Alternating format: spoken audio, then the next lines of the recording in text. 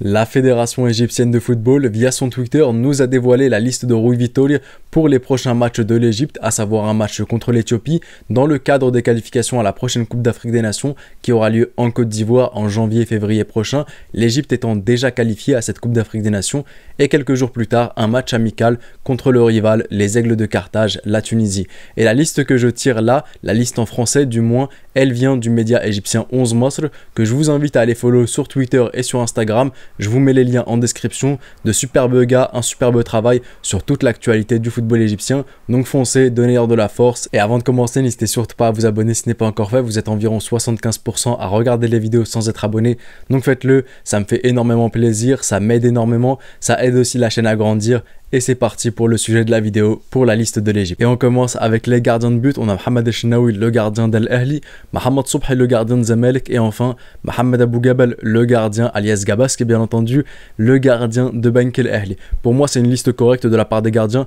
Tant qu'il y a Mohamed Eshnaoui dans la liste, pour moi, tout va bien. Ensuite, c'est vrai qu'il y a un différentiel entre Mohamed Eshnaoui et tous les autres gardiens égyptiens, mais ça reste tout de même des gardiens corrects, des gardiens sur lesquels on peut compter en entrée de jeu. Donc honnêtement, pas de souci à se faire au niveau des gardiens. Pour ce qui est des défenseurs maintenant, en latéral droit, on a Mohamed Hani d'Al Ahli et on a ensuite Omar Kamal Abdelwahid qui justement marque son retour en sélection nationale égyptienne. La dernière fois qu'il avait joué un match, c'était la demi-finale de Coupe d'Afrique des Nations contre le Cameroun. Une demi-finale d'ailleurs où il a chopé un carton jaune qui l'a ensuite empêché de jouer la finale contre le Sénégal. Et force est de constater que malheureusement, ce poste d'arrière droit, c'est celui qui fait un peu tâche dans cette liste. C'est celui où on n'a pas les meilleurs éléments en Égypte à l'heure actuelle.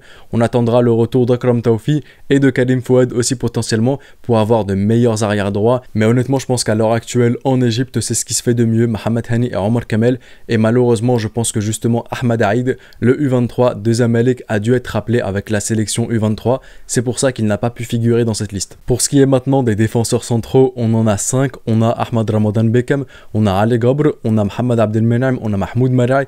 Et enfin, Hussam Abdelmegid, le U23 qui a été récompensé après sa compétition, après aussi sa coupe arabe des clubs. Il avait fait une superbe coupe arabe des clubs et maintenant il est récompensé, il est en sélection nationale. Et je pense que justement sa place de titulaire en U23 sera prise par Omar Faïd, mais en tout cas il mérite sa place. Et à titre personnel, je trouve que les choix de Rui Vitória en défense centrale sont cohérents et hyper pertinents. On a différents types de profils et surtout on a de superbes défenseurs et j'attends vraiment de voir une charnière centrale, Mohamed Abdelmenem, Mahmoud Maraï, parce que je pense que c'est ce qu'on peut faire de mieux à l'heure actuelle en Égypte. Et enfin, les arrières droits pour en finir avec la défense, on a Mohamed Hamdi et Ahmed Fattouh.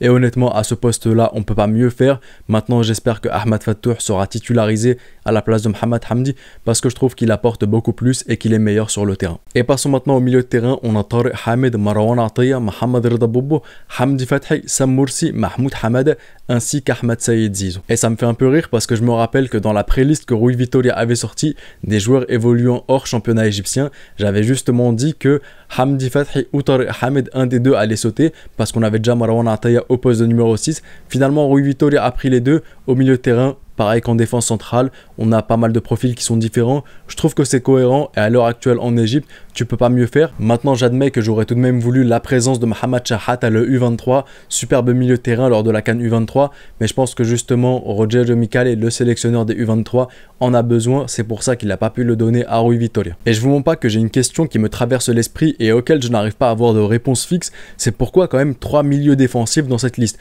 Pourquoi avoir Tariq Hamid, Marwan Atiyah et Hamdi Fathi dans la même liste? Est-ce que tu comptes jouer en 4-2-3-1 avec un double pivot, Marwan Atiyah par exemple Tariq Hamid ou Tariq Hamid Hamdi Fathi? Auquel cas tu vas quand même jouer un football de terroriste comme on dit. Et à ce moment là, pourquoi est-ce qu'il n'y a pas un milieu offensif, un numéro 10 de métier dans la liste? Est-ce que tu vas plutôt privilégier Mohamed Salah à ce poste là ou bien Ahmed Saïd Zizou? Mais en tout cas, à chaud comme ça, j'arrive pas à avoir de réponse à cette question.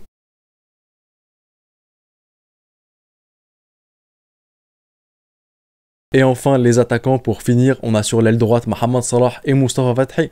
De toute façon, c'est Mohamed Salah, qu'importe la doublure que tu ramènes, que ce soit Chikabel, Ahmed Ichou, n'importe qui, il ne jouera quasiment pas, si ce n'est peut-être quelques minutes contre l'Éthiopie, pour préserver Mohamed Salah contre le gros match, la Tunisie justement. Mais Moustapha Fathi, je suis pas très fan du joueur. C'est vrai qu'il a lâché un bon match contre le Soudan du Sud, mais ça reste un joueur super perso, un joueur qui pour moi a un QI football très limité. Il a des beaux passements de jambes, il fait de belles virgules, mais sans plus, et c'est pas vraiment le genre de joueur que j'aime. Enfin bon, sur l'aile gauche maintenant, avec l'absence de Mahmoud Hassan Trezeguet, on a Omar Marmouche, le joueur de Francfort, ainsi qu'Ibrahim Adel, l'actuel et toujours joueur de Pyramids, à mon grand regret.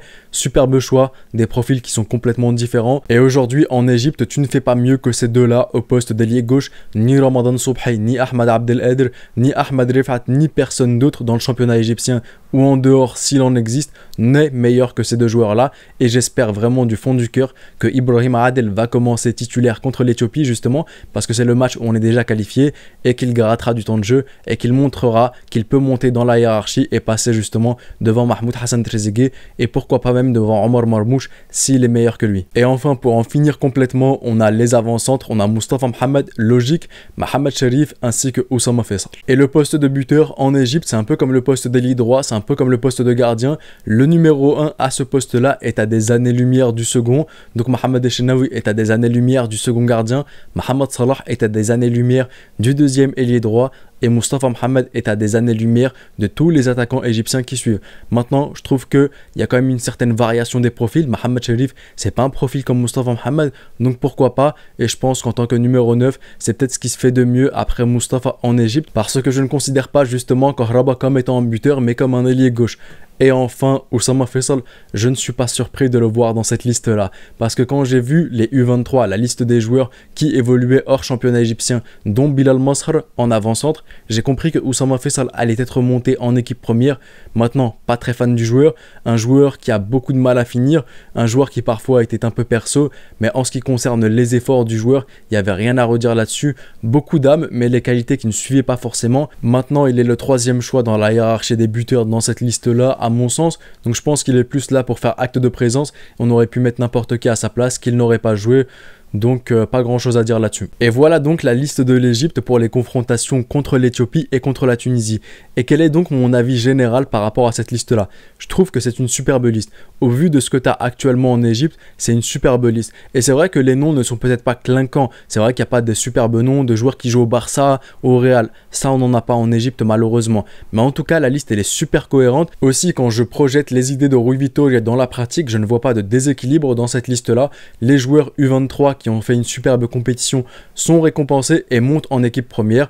Bien joué à Rui Vitória pour cela aussi. Et enfin, je ne vois pas de joueurs qui n'ont pas de temps de jeu en club, mais qui sont tout de même là sous prétexte qu'ils savent faire un passement de jambes et un crochet. Et on arrive donc à la fin de cette vidéo, à vous maintenant de jouer dans l'espace commentaire, à vous de me dire ce que vous en pensez de cette liste pour les confrontations contre l'Éthiopie et contre la Tunisie. Quels joueurs sont absents selon vous? Est-ce qu'il y a des joueurs qui ne devaient pas figurer dans cette liste-là? Je me ferai un plaisir de tous vous lire. C'était le petit pharaon, prenez soin de vous et de vos proches et je vous dis... Arrivederci.